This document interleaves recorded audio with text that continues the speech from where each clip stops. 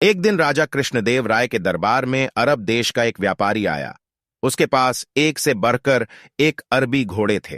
व्यापारी ने हट्ठे कट्ठे और तंदुरुस्त अरबी घोड़ों की राजा कृष्णदेव राय के सामने इतनी तारीफ की कि उन्होंने फौरन उन घोड़ों को खरीदने का मन बना लिया। अच्छी कीमत देकर व्यापारी से सारे घोड़े खरीद लिए गए। व्यापारी खुशी खुशी वापस चला गया। महाराज बहुत कहुश थे, लेकिन जब घोड़ों को रखने की बात सामने आई तो समस्या खड्डी हो गई। सारे अस्तबल पहले से ही भरे हुए थे, उनमें नए घोड़ों को रखने का स्थान नहीं था। इस समस्या का निदान राजगुरु के सुझाया। राजगुरु ने महाराज को परामर्श दिया कि जब तक इस घोड़ों को रखने एक लिए नया अस्तबल तैयार न हो जाए, क्यों न एक एक घोड़ा हम मंत्रियों, दरबारियों और प्रजा में बांट दे। वे उन घोड़ों की देखभाल करेंगे और उसके बदले हर महीने उन्हें 1 स्वर्ण मुद्रा दी जाएगी।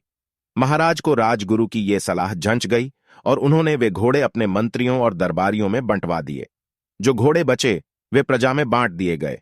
महाराज का आदेश था, इसलिए सब लोग चुपचाप घोड़े लेकर अपने अपने घर चले गए।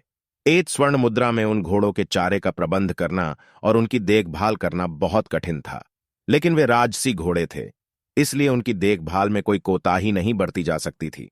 सब अपना पेट काटकर घोड़ों की देखभाल करने लगे। एक घोड़ा तेनालीराम को भी मिला।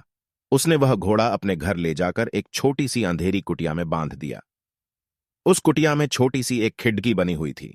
उस खिड़की से तेनालीराम रोज शाम थोड़ी सी सूखी घास घोड़े को खिलाया करता था।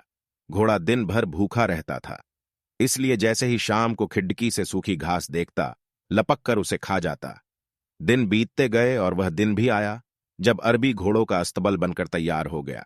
जिन मंत्रियों, दरबारियों और प्रजा के पास अरबी घोड़े थे, उन्होंने चैन की सांस ली। इतने दिनों में घोड़ों की देखभाल के कारण सबके घर का बजट बिगड़ गया था, कईयों पर कर्ज चढ़ गया था। खैर, वे घोड़े लेकर राजमहल पहुंचे। इधर तेनालीराम जब राजमहल पहुंचा तो उसका घोड़ा नदारद था। महाराज के पूछने पर वह बोला, महाराज क्या बताऊं, वह घोड़ा बहुत ही ज्यादा खूंखार हो गया है, किसी पर भी हमला कर देता है।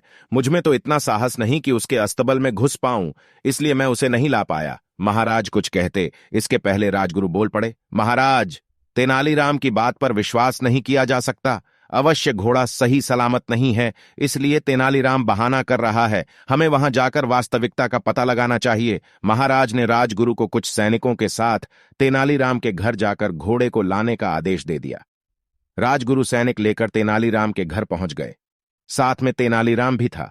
तेनालीराम ने उसे वह कुटिया दिखाई जहां घोड़ा बंधा हुआ था। राजगुरु जब कुटिया के पास पहुंचे तो तेनालीराम बोला, राजगुरु जी संभल के, घोड़ा सच में बहुत खूंखार हो गया है। आप पहले खिड़की से उसका मुआयना कर लीजिए। राजगुरु ने भी सोचा कि पहले खिड़की से ही मुआयना कर लेना उचित होगा। वह अपना मुंह खिड़की के पास ले गए। दिन भर से घोड़े ने कुछ खाया नहीं था।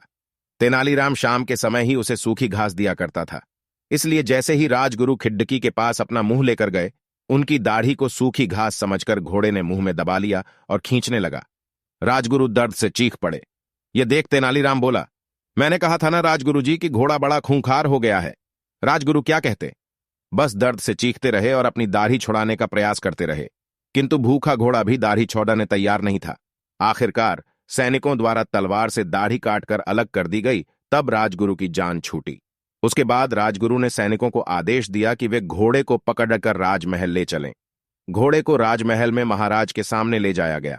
राजा ने जब घोड़े को देखा तो आश्चर्यचकित रह गए। इतने महीने ढंग से कुछ खाने पीने को न दिए जाने के कारण उसका शरीर सूख गया था और वह एकदम मरियल दिख रहा था। अपने घोड़े की यह हालात देख महाराज बहुत क्रोधित हुए और तेनालीराम से बोले, ये क्या हालत कर दी तुमने घोड़े की? तेनालीराम बोला, महाराज, 1 स्वर्ण मुद्रा में मैं इसे जितना दाना पानी दे सकता था उतना मैंने दिया। बाकी लोग आपके डर से अपना पेट काट काट कर घोड़े की देखभाल करते रहे।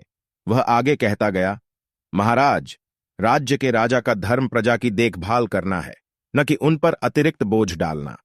इन घोड़ों की देखभाल करते करते और उन्हें बलवान व तंदुरुस्त बनाए रखने में आपकी प्रजा दुर्बल हो गई है। आप ही बताएं महाराज, क्या यह उचित है? महाराज को तेनालीराम की बात समझ में आ गई और उन्हें अपनी भूल का एहसास हो गया। अपनी इस भूल के लिए उन्होंने सबसे क्षमा मांगी और उन्हें इन महीनों में हुए खर्चों की भरपाई भी दी। तो दोस्तों, हमें इस कहानी से सीख मिलती है कि किसी भी निर्णय लेने से पहले हमें अच्छी तरह से सोच विचार करना चाहिए। जल्दबाजी में हमें कोई निर्णय नहीं लेना चाहिए। धन्यवाद। अगर मित्रों आपको हमारा ये वीडियो पसंद आया है तो इस वीडियो को अपने दोस्तों में शेयर कीजिए और इस चैनल को सब्सक्राइब कर लीजिए।